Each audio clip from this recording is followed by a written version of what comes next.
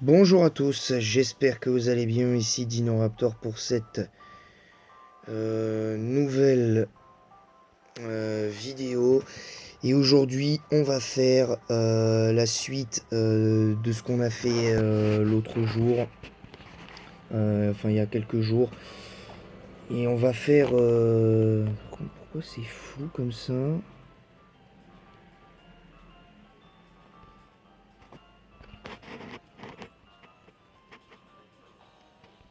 Alors, désolé, hein, ça...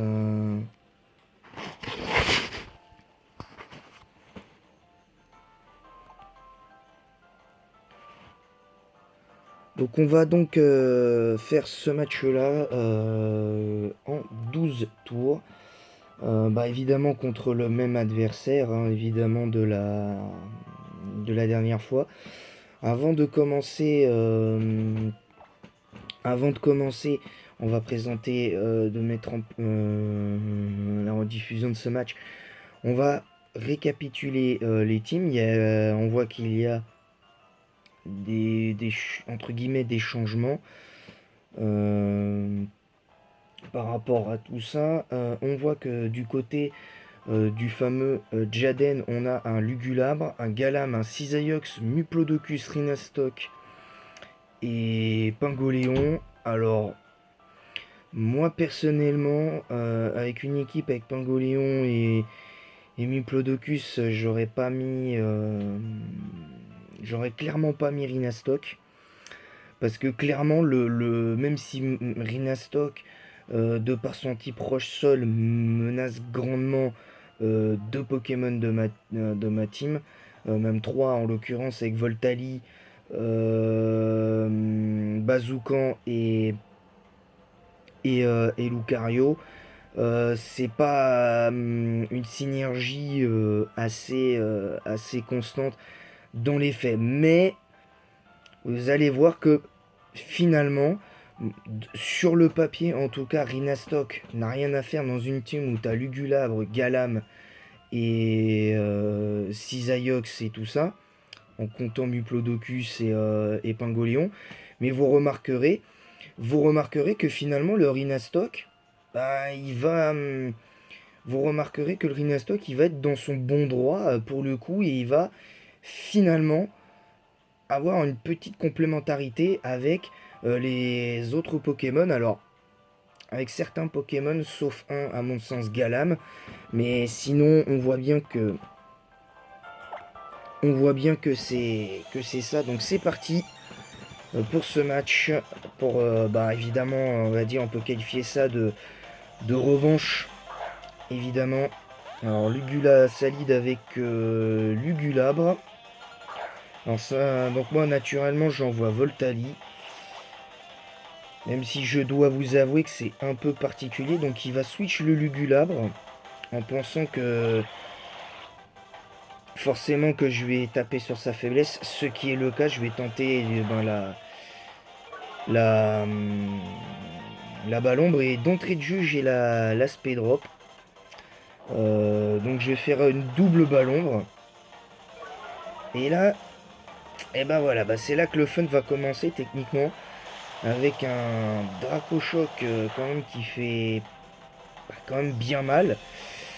Quasiment la moitié des points de vie de mon Voltali. Alors il va naturellement enlever son Muplodocus parce qu'avec un -2 en, en défense en défense spéciale, c'est un peu mal pour lui. Alors là derrière il y a le Rhinastok. Alors, bon, il fait bonjour, au revoir, mais vous remarquerez que le Rhinastok il a, il a été sacrifié entre guillemets volontairement. Ce qui a été plutôt une bonne idée pour ensuite enchaîner avec le Cisaiox qui peut du coup venir sur le Voltali. Bon, évidemment les deux vives attaques, ben voilà, bah en plus double quasiment je crois double crit. Donc vous constaterez. Ensuite ben du coup il y a Alligator hein, qui vient pointer le bout de son nez. Je me dis je me dis que Pas comme vu que les autres fois où je m'étais setup avec Alligator contre lui, ben, j'avais perdu assez bêtement. Donc là, il envoie son Lugulabre en sachant qu'il a entre guillemets un léger avantage s'il a Écosphère. Alors moi du coup naturellement j'envoie Ekaiser, mais je sais que je me souvenais plus que mon Ekaiser avait pare-balles au début et puis finalement voilà là je me rends compte qu'il l'avait. Alors là il envoie Galam. Alors moi du coup j'ai le temps de me setup sur Danse Draco forcément. Parce que Kaiser Danse Draco pour moi c'est obligatoire et pour moi Kaiser est meilleur sur le physique que sur le spécial. Alors voilà, donc déjà, gros dégâts. Alors je sais pas à combien il a tanké. Alors étrangement, je l'ai joué les restes et ça marche plutôt pas mal parce que même si tu le joues offensif, sans investissement de défense spéciale ou même en PV, ça va quoi. Donc voilà, donc du coup, je récupère suffisamment, entre guillemets, pas beaucoup de PV, mais j'en récupère assez pour faire mal.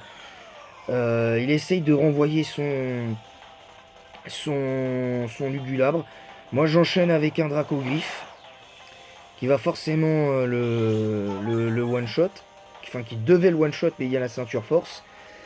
Derrière il y a le lance-flamme. Mais Kaiser malheureusement ne tient pas et c'est là que le fun va entre guillemets commencer. C'est par rapport à Lucario. Piste au point.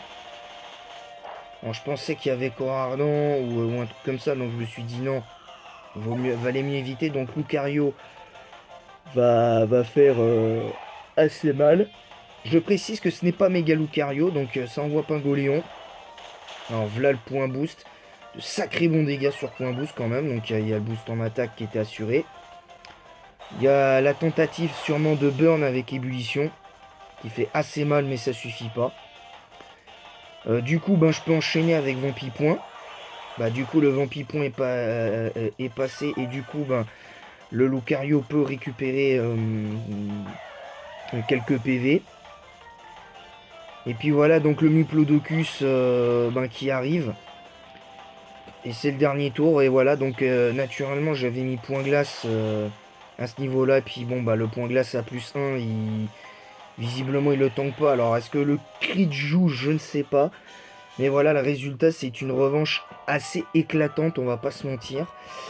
Je pense que l'erreur de mon adversaire sur ce second match-là, contrairement au premier, avec cette team-là, bah, avait su très bien gérer Simi Abraz et tout ça, avait bien su le gérer. Tandis que là, avec cette team-là, bah en fait, on avait l'impression qu'elle était un peu entre deux parce que malgré le sacrifice de Rinastock sur comment ça s'appelle, sur le Voltali, qui s'en est sorti forcément parce qu'il était beaucoup plus rapide. Ben, le résultat, il est ce qu'il est en fait. Le résultat, il est ce qu'il est dans le sens où on voit que le fait d'avoir switché son Muplodocus, ben, ça l'a pas clairement aidé. Il aurait dû, je pense, continuer, même si tu perds entre guillemets, ta meilleure chance de battre Lucario, ben, tu tentes quelque chose, tu essayes de maintenir la pression, parce qu'au moment où il a switché son Lugulabre. À partir du moment où j'ai vaincu son Pingoléon, il aurait dû garder son Lugulabre. Parce que même si derrière il ne restait plus que son. Comment ça s'appelle, son Muplodocus, ben, il pouvait envoyer son Lugulabre et éventuellement me faire une attaque feu et me one-shot. Parce que derrière il ne me restait plus que Bazookan. Et très sincèrement, Bazookan, il me restait Bazookan et Porygon Z.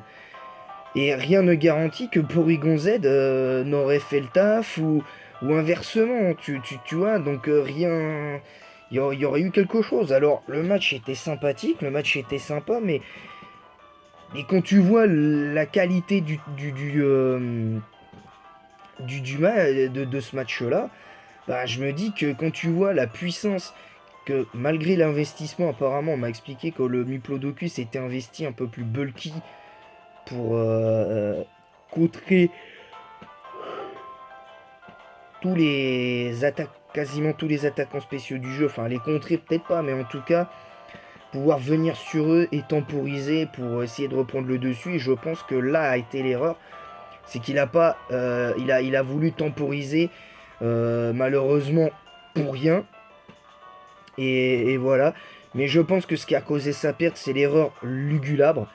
Pour moi, qui aurait dû être conservé jusqu'au bout et tenter plutôt Galam. Mettre plutôt le Galam, plutôt le Cisaillux après la perte de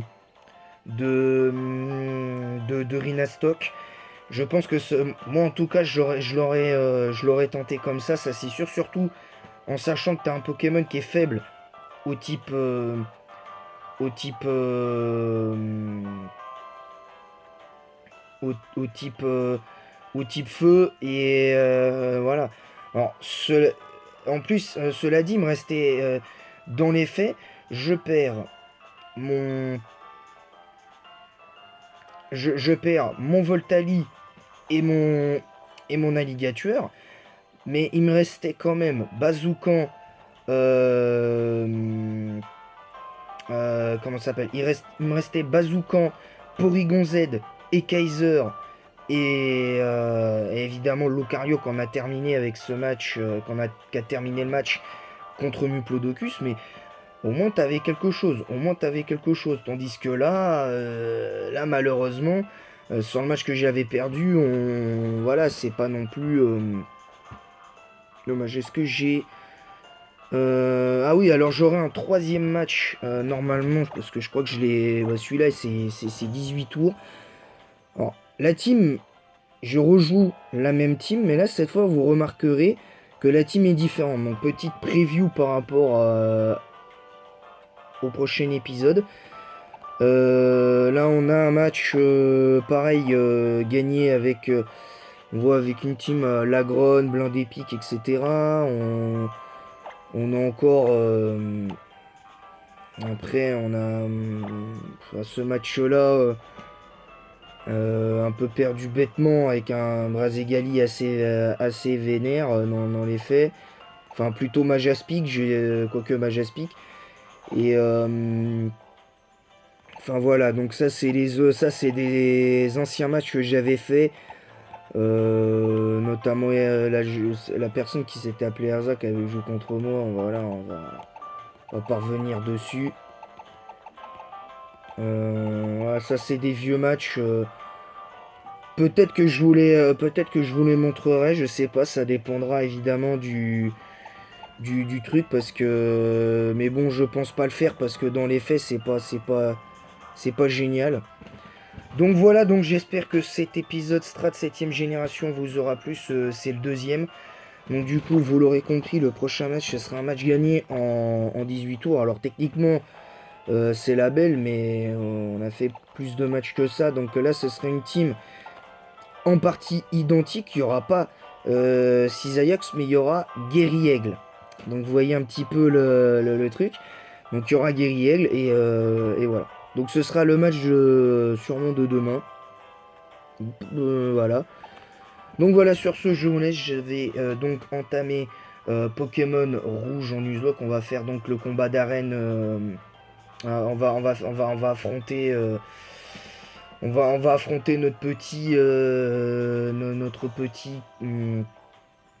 petite Giovanni. On va essayer de lui mettre une belle rouste.